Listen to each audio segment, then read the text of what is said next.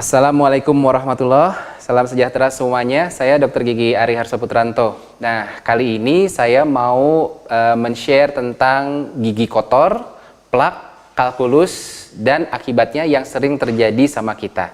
Oke, kita mulai ya. Baik, gigi kotor dan plak dan kalkulus adalah masalah yang hampir dimiliki oleh semua orang, bukan cuma masyarakat biasa, tapi para dokter gigi juga banyak loh yang punya plak dan kalkulus, jangan salah ya. Nah, apa itu plak dan kalkulus sebetulnya? Nah, plak itu adalah kotoran yang menempel di gigi-gigi manusia, tapi yang bentuknya masih lunak. Nah, biasanya plak ini terjadi pada saat kita jarang atau telat gosok gigi. Misalnya kita habis makan, terus biasanya selang 4-6 jam kemudian, maka akan terjadi apa yang disebut dengan plak. Di beberapa daerah dinamakan jigong ya, biasanya plak itu. Nah, ini yang kalau yang warna kuning seperti ini, nah yang kuning-kuning seperti ini yang disebut dengan plak. Plak ini biasanya masih lunak ya, jadi belum keras. Nah, kalau udah keras, si plak ini berubah jadi apa yang disebut dengan kalkulus. Bukan kalkulus yang di matematika ya, tapi kalkulus di bahasa Indonesia biasanya disebut dengan karang gigi. Nah, seperti karang yang di lautan, karang gigi ini bentuknya keras dan susah untuk dibersihkan. Nah, kalau lebih parah lagi, biasanya karang gigi yang sudah memenuhi gigi-gigi seperti ini misalnya, nah ini akan menyebabkan gusi jadi seolah-olah terturun atau tersingkap. Gusinya seolah-olah tersingkap, dan biasanya plak dan kalkulus yang sudah lama akan menimbulkan bau mulut dan menimbulkan gigi jadi goyang. Tapi ada juga kasus pasien-pasien atau orang-orang yang punya kalkulus atau karang gigi banyak, tapi giginya nggak goyang. Dan setelah dibersihkan malah giginya jadi goyang. Nah, kemudian di balik kalkulus ini, nah ini kalkulus ya, kalkulus ini, kalau dibersihkan biasanya gigi di dalamnya itu sudah berlubang. Ya, itulah kalkulus. Dan kalkulus yang paling banyak biasanya terdapat di bagian belakang gigi bawah yang di dekat lidah sini. Nah, biasanya kalkulus yang paling banyak terdapat di sini. Karena bagian ini adalah bagian yang biasanya terlewat pada saat kita sikat gigi. Ya, jadi itu kalkulus. Nah, apa akibatnya? Apa penyebab dari plak dan kalkulus itu? Nah, salah satu faktor yang menyebabkan plak dan kalkulus adalah makanan, terutama makanan-makanan yang mengandung kadar gula tinggi atau karbohidrat. Nah, contohnya misalnya nasi, kentang, roti, kemudian makan makanan yang lengket dan manis juga seperti kue-kue yang ada di gambar ini. Nah, ini adalah jenis-jenis makanan yang rentan menimbulkan plak dan kalkulus. Kalau gitu saya nggak boleh makan nasi, nggak boleh makan kue, nggak boleh makan yang enak-enak dong. Bukan begitu. Boleh silahkan makan nasi, makan kue, makan permen, makan es krim, makan coklat, tapi dengan syarat nggak boleh makan sendiri, artinya harus bagi-bagi. Maksudnya bukan itu ya, tapi harus segera dibersihkan setelah makan makanan yang banyak mengandung gula tersebut. Nah, kemudian penyebab kedua adalah sikat gigi yang kurang bersih. Cara menyikat yang kurang benar, kurang baik. Nah, ini sangat penting. Makanya kita harus belajar gimana caranya sikat gigi dengan baik dan benar. Nggak perlu Anda semua pakai sikat gigi yang terlalu keras atau menyikat giginya sekuat tenaga, nggak perlu. Yang penting adalah caranya yang benar. Bagaimana cara yang benar? Nanti saya akan share, atau rekan-rekan saya dokter gigi yang lain biasanya memang sudah banyak yang di-share di YouTube dan sosial media lainnya. Dan di internet sudah beredar banyak tentang cara sikat gigi yang baik dan benar. Nah, kemudian penyebab gigi yang ketiga adalah biasanya mengunyah dengan satu sisi. Nah, sisi yang biasa sering dipakai mengunyah biasanya justru akan jarang mengalami penumpukan plak dan karang gigi. Tapi sisi yang jarang dipakai ngunyah biasanya akan terdapat penumpukan plak dan karang gigi yang lebih banyak.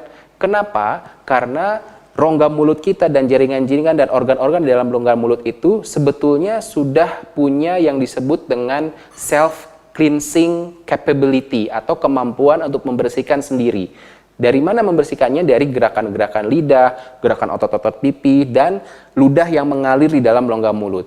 Kalau gigi jarang digunakan, otomatis si gigi tersebut tidak otomatis terbersihkan oleh lidah dan jaringan rongga mulut yang lainnya. Makanya gigi yang jarang digunakan akan rentan sekali mendapatkan penumpukan plak dan kalkulus yang lebih banyak kalau dibandingkan dengan bagian gigi yang lebih banyak digunakan. Gitu, ya. Kemudian mengunyah satu gigi itu juga tidak hanya menimbulkan plak dan kalkulus, tapi juga bisa menimbulkan sakit yang lebih lanjut, yaitu sakit biasanya di daerah persendian di sini dan di sini. Nah, mengunyah satu sisi itu akan mengakibatkan salah satu otot dari sendi rahang kita menjadi lelah.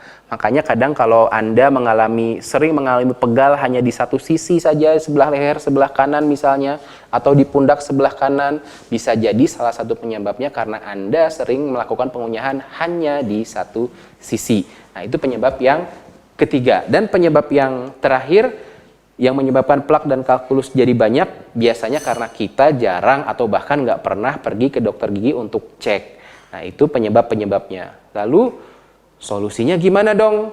Nah, ada beberapa solusi yang bisa membantu kita untuk menghindari penumpukan plak dan kalkulus yang terlalu banyak.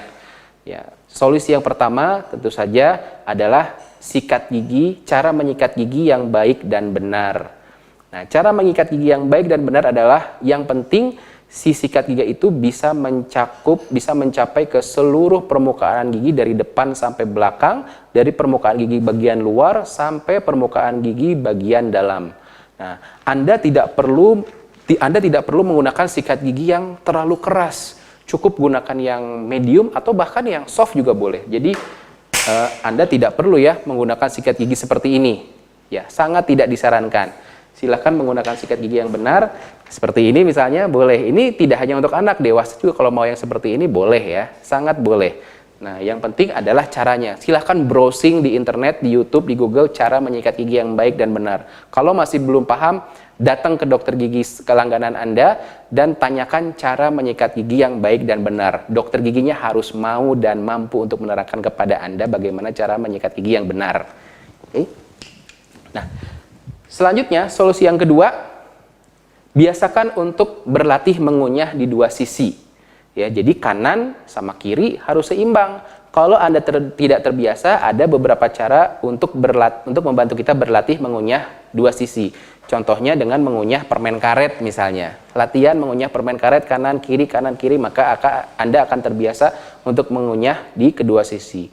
Kemudian kalau Anda punya masalah di salah satu sisi, misalnya tidak nyaman mengunyah karena ada gigi yang sakit atau berlubang, segera ditambal, segera diperbaiki. Karena kalau dibiarkan kasihan, tidak hanya plak dan kalkulus yang menumpuk di sisi yang tidak dipakai ngunyah, Anda juga nanti sendi-sendi dan otot-otot rahangnya akan mendapat masalah, akan sakit, pegal, dan sebagainya. Kemudian, solusi yang ketiga tentu saja sering-sering rajin-rajin datang ke dokter gigi. Kalau Anda memang sudah merasa punya plak dan kalkulus, maka dokter giginya akan melakukan pembersihan karang gigi yang disebut dengan scaling. Ya, scaling bisa dilakukan secara manual maupun dengan alat ultrasonik seperti ini. Ya. Nah, itu adalah cara-cara untuk kita supaya terhindar dari plak dan kalkulus yang berlebihan yang pastinya akan sangat mengganggu dan merusak gigi dan mulut.